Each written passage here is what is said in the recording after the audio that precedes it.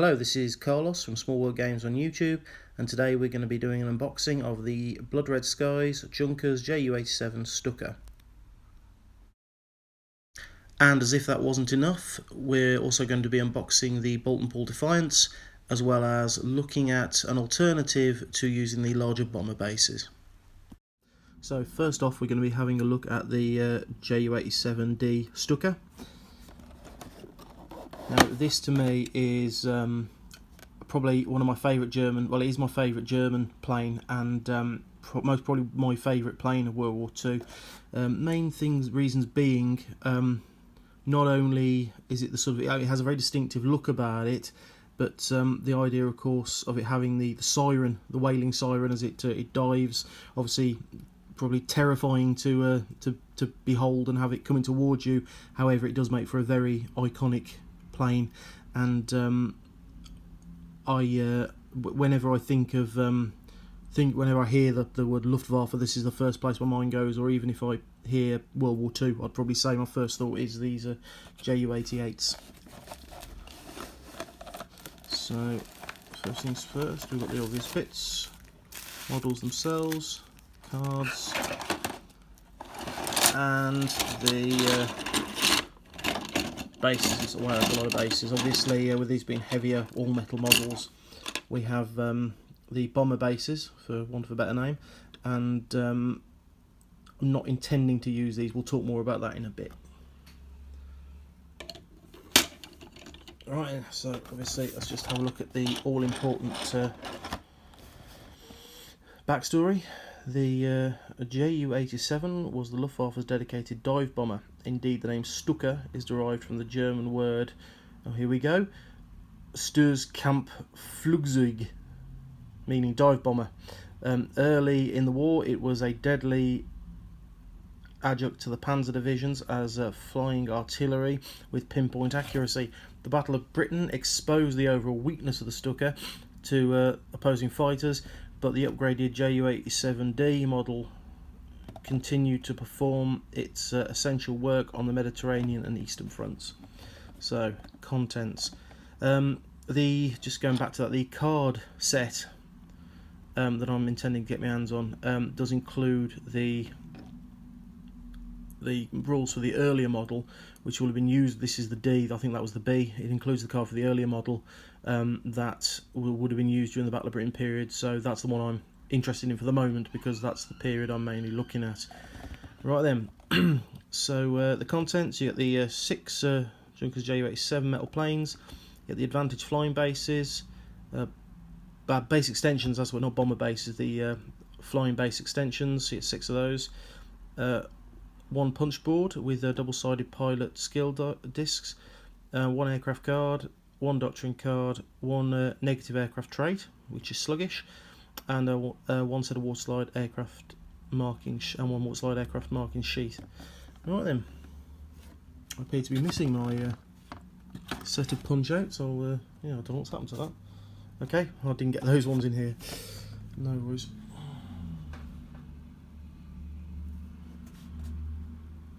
Okay, so first of all, move this out of the way.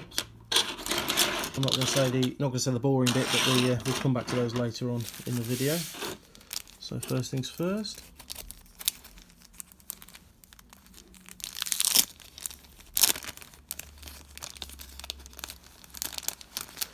The cards. Right then, so the Ju87D single engine dive bomber. So we've got no additional forward-facing armament, so when obviously playing the game you'll just be using the pilot's skill, because I know now when it's actually no firing whatsoever, it's a straight through dash. Okay, so we've only got 1 on agility, so interesting. 5 speed, 250 real world speed. Traits of dive bomber, turret, that's rear 5.1, so the rear one has a 5.1, and sluggish, which we'll come to in just a second. So dive bomber is going to be interesting.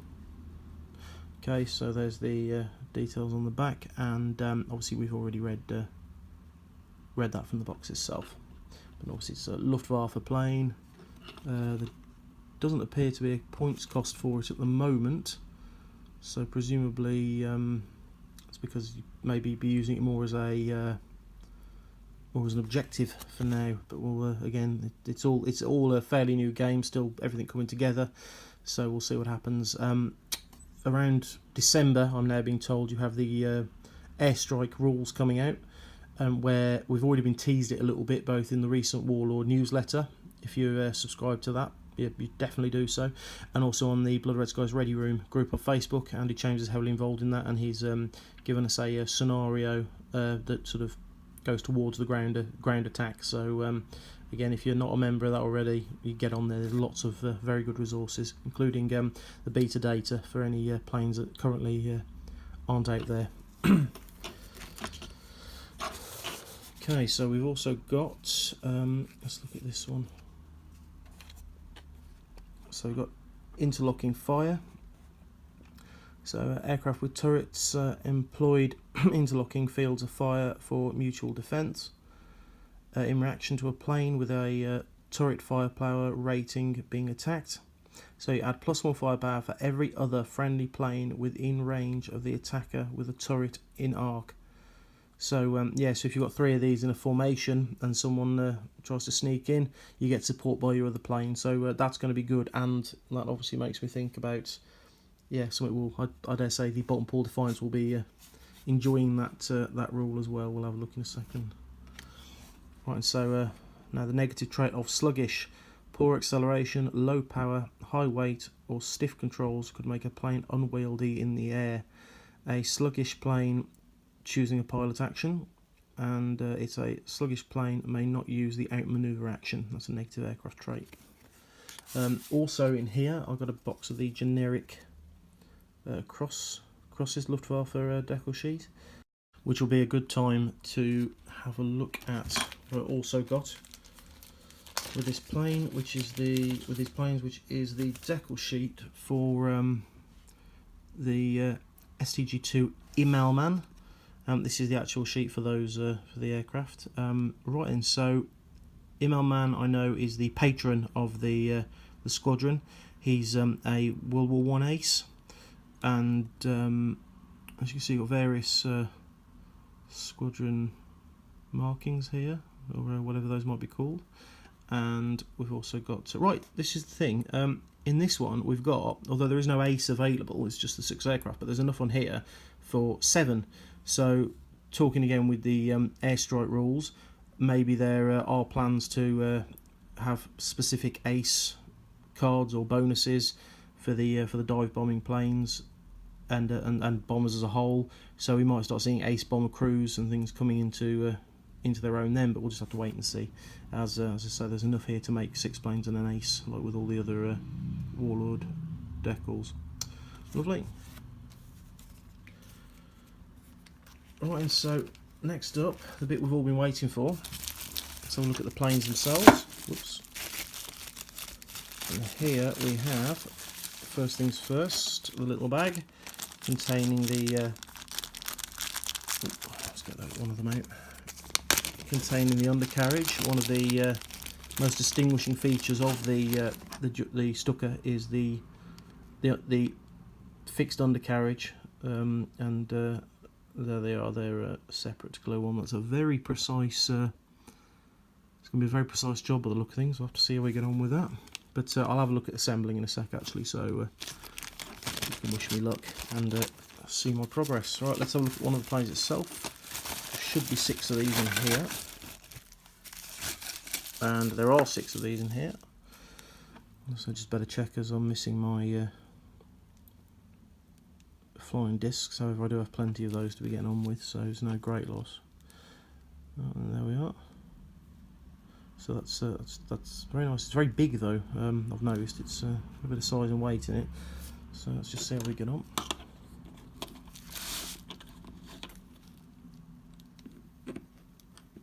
Yeah, that's not going to hold itself up so well. What am I doing here? So I might have a bit of trouble with that. There you go. Oh yeah, straight down and forward. Alright, so it sits forward okay, it's just putting it back. So yeah, we'll have to find a way around that, because I mean, nothing against them. Obviously you know, if you need them, you need them. But personally, I don't mind so much. I didn't mind so much on the larger bomber, but on having all the fighter style planes flying around with these large bases on them, I'd rather keep them small. So I've got a few plans of how I might get around that, which I'm also going to be looking at shortly. And there you go. That's our Ju87Ds, and we'll move on to our next plane. Right, and so next up we have the Boulton Defiants. These are said by some to be the worst plane. I don't know whether it was in history or of the war itself, but hey, you know, I'll be the judge of that when I get gaming with them. Right then, so let's have a look.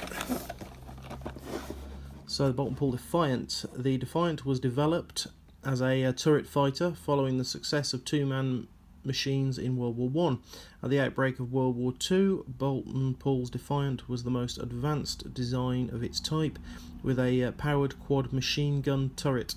However, in the acid test of combat, the RAF found that fighter performance had improved too much for the turret fighter concept to function as envisaged. The Defiant saw some limited success as a bomber hunter and night fighter, but it was swiftly withdrawn from daylight combat. Yeah, so it contains 6 Boulton Defiant metal planes, 6 advantage flying bases, 6 flying base extensions, 1 punch out with double-sided pilot skill discs. We'll see about that. Aircraft cards for the Boulton Defiant Mark 1. Doctrine card, negative, also both the same as the Ju87, and the waterslide aircraft marking sheet, or the decal sheet. Right then, lovely. Well, I won't look too much more at those, because let's get the box open. Let's just appreciate the art as well. I didn't do it on the last one, but once again, some fantastic looking artwork on these. All inspiring stuff. Right then. Okay. Ah, yes, there you go, first things first. Cool. I have checked in between doing this, and yes, I have plenty of flying discs, so I'm not going to concern myself too much with that. And I think it's the first time I've ordered anything from Warlord and had a missing piece, so yeah, I mean, I'd say those odds are pretty good considering the amount of stuff I've had. Lovely. And there we are.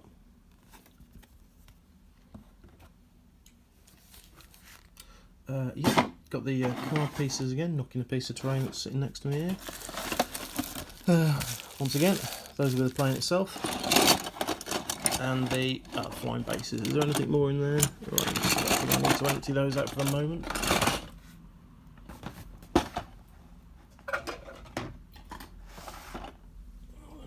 move that out of the way so I don't knock it over anymore. Right, so first things first, let's have a look what cards we have in here. And the Boulton Defiant Mark 1 single engine fighter.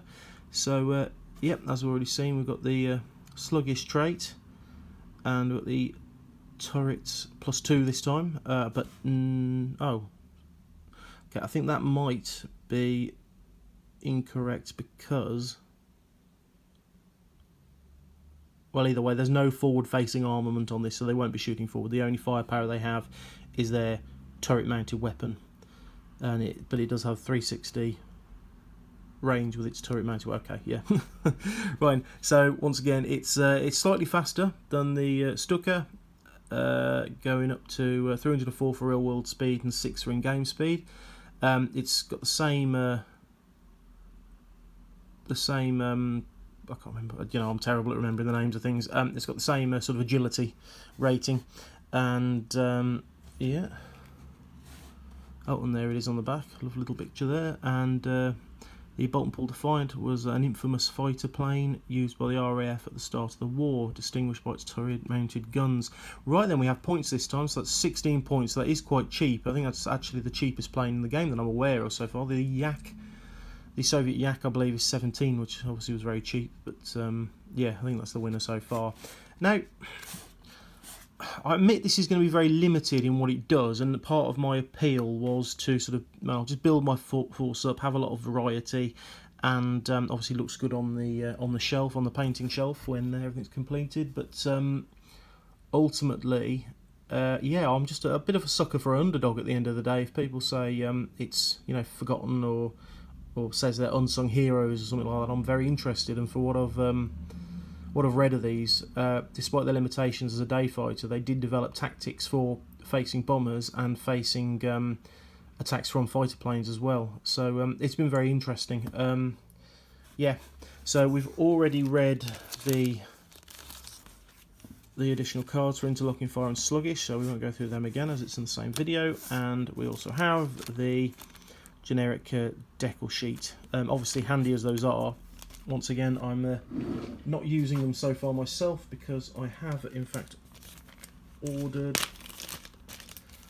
the appropriate decal sheet, the Boulton Pool Defiant 264 Squadron. Once again, we have enough decals for 7 planes, not just the 6 in the box. You've got these personal decals here for the PSB. I can't remember the name of the pilot and gunner at the moment. I was reading about it the other day, but it became it was a sort of matte black coloured night fighter they were flying at the time in the later stages, later on in the war, and they had these markers on. You've got their own marker there, and then just underneath, I don't know if you can see those, you've got the little swastika markers presumably for what they'd shot down. So yeah, I don't think I'm going to be painting them matte black myself because I want it to look like a sort of cohesive unit. So I might either leave that to see what happens with regards to aces, because again, with them being bomber hunters, they might have some rules come into play when bombers come more into the game with airstrike. We'll have to wait and see, and we might see an ace. So we'll see what we're going to do with that. Right then, lovely. So let's look at the planes themselves before moving on to the next bit about what to do about the wobbly bases. They're packed up together good. Oops, it's not going to do them any good. Oh, I'm scratching the table as well. Brilliant. Right, so there's the planes themselves. 6 of them there. And there you go. So these actually are a little bit smaller and a little bit lighter than, and look at that. I mean, I think that's a fantastic, I think they're always fantastic looking models, but that, I think it just looks brilliant. So that's why I want these, despite their less than favourable stats. I just think they just look great. Look at that. Right, so let's just see, because these are actually a bit lighter and smaller than the Stukas, so it might be that these sit on their own a bit better. So let's just see, where's my flying bases? Bear with me. Nothing like being prepared, is there? Let's just see if we get on. Yeah, okay, so I'm going to need to do something to get that to actually stay up. But does it? Oh yeah, that's much too heavy at the back. But once again, shame really, because forward they go quite well. So yeah.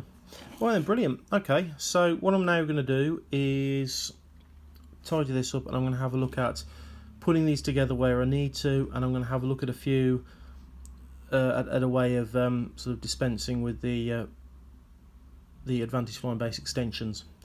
Okay, so stay tuned. Okay, so we're on to the next stage, which is assembling. So I've got one of my Ju87s here, as those are the only ones that really require any actual assembling outside of tidying up and filing down, which I've done with this one. I'm going to say very good, very little work to actually be done on it. I think that's possibly because I did pre-order these on release, so I think I've got one that's fairly new off the, fairly hot off the press. Right, and so the only other bit is oh, that was the other thing. While I was I've obviously cleaned up with me file and knife, and you know, as does everyone, so no need to go into that. But what I've also done is the little hole that was there for the flying base was very, very big, and it didn't fit the basin very comfortably. I tried putting a bit of green stuff in to fill it up, but that didn't work as well as I would have hoped. So what I've done is I've filled it in completely. I've made a little incision with a drill and put a small piece of wire through, and that's we'll have a look at that in just a second once I've glued the rest of these on. But that's how I'm going to be attaching them to the base. So next up, I'm just using a bit of generic super glue for this as Does seem to do the job. Here I've got the 2 wheels that come with it. I'll just have to clip them off a separate metal sprue and prepare them. And those just have tiny little grooves to sit down in. So these could be prove to be quite awkward with regards to snapping off, but you know, oh, there you go. But we'll just have to see how we get on with that. So I'm just going to push that down in there as best I can. A slightly wobbly hand, so this may not. This may take a minute to. Ah, there you go. Ah, it doesn't look as bad actually as when I was playing with them earlier. And I've got the other one over here. Maybe I'll put them in the opposite holes. Okay, so there's another drop of glue, and the other wheel. Obviously, these have been stuck in place because, as already mentioned, one of the sort of most noticeable features of the Ju8 is, of course, the Ju87. Sorry, is of course the non-retracting landing gear. So yeah, there's a little bit of a question about how these were going to come out, and yeah, unfortunately, the only way to really do it is to have separate pieces. So hopefully they'll do okay, you know, as they get moved around. So they've got a little groove for them to sit in, so that gives it a modicum of stability. How's that looking? Okay. Yeah, so that hasn't sat on great, but yeah, there you go. I've done not too bad that. I won't rush straight to turn it upside down and trust it to hold the weight of the plane up, but yeah. Anyway, so next up, and you know what, looking at it like that, I hope it's going to still fit. So look, there you go. This is the little piece that comes with the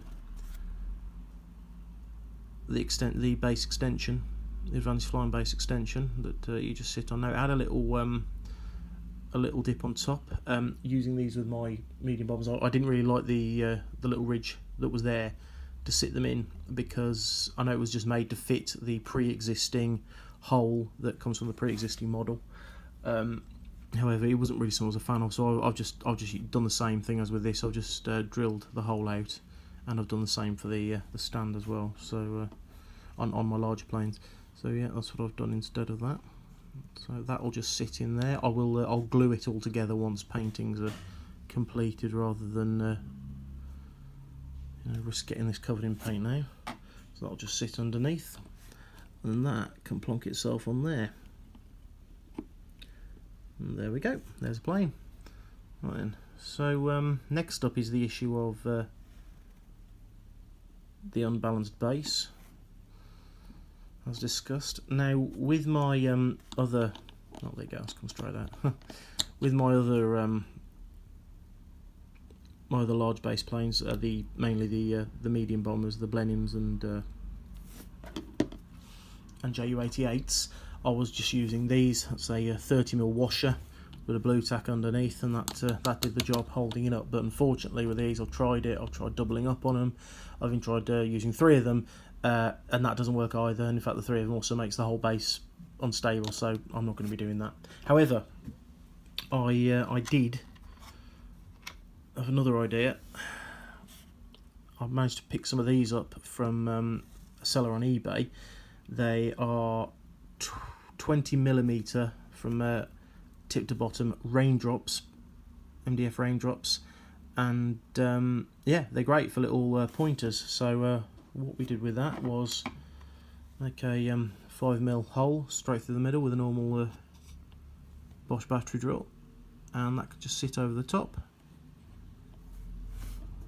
and then the plane itself can go on top of that, and you just turn it accordingly. We've been saying forwards for advantaged, rear for disadvantaged, and to the side for neutral, and that's how we've been saying it with these planes that I find a bit too weighty to use on their own. Obviously, you do have the extensions that come in the box, which are great, but just personal preferences. I like to sort of have the smaller base. Now, I do like the Advantage Flying bases. I think the movement of them, does add something of a visual dynamic, shall I say, to the sort of air combat look. But unfortunately, it's just in this instance, I just, for the convenience, I just thought this was one way one quick and easy way of doing it. As I say, I picked 50 of those up for about £2, just a little drill hole, and yeah, job the gun, and I think I prefer that to the larger base myself. Lovely. Okay, right then, so I'm just going to get the rest of these cleaned up and assembled, and I'll be right back. So here they all are, the well, not final product, but the final product as far as today goes. I'm struggling to get them all in the shot, but so we have the dive bombers and the bomber destroyers, Predator and Prey. So these will probably be acting as rivals to each other up in the skies. Right, and so basically I've just assembled them all. You can see from the Defiants that I've done the same with them. I've popped the little pin in the middle to get down to the base. When I was putting the green stuff on it, I slightly covered the landing gear detail, but it was a bit of a pain. But I will be covering that up with the top of the stand anyway, so you won't see it. I'll still paint it as best I can, but yeah. But a bit annoying, but not. Don't think it's going to be a problem. I've given them an all-over undercoat, both top and bottom, with Army Painter's Leather Brown. That's the base colour I'm going to be doing for a large amount of it anyway, which is the same, because I'll be painting that in the same way as I did my Hawker Hurricane, if you've seen that video already. And here we have the as I say, the favourite, the Ju87 Stuka. I've gone for, oh, so that's rubbed off already. Right, I've gone for a Army Painter uniform grey for the underneath, as that's going to be white, so it'll be a good one to work with for that. And on top, that is a Tamiya olive drab, which, as mentioned, I have used. I do use that on all of my a lot of my military figures that are going to be a sort of drab brown, drab green. Right, so yeah, I won't be. I'm not planning to do any painting tutorials for these ones, as they will be painted exactly the same way as things are already done. These will be painted in similar way to the Ju88s and the Hurricanes, respectively. And yeah, so what next video wise? So there's a couple of things planned. I'm going to do for our campaign we're running for Blood Red Skies. We're going to be looking at a bit of a joint game between Blood Red Skies and Cruel Seas.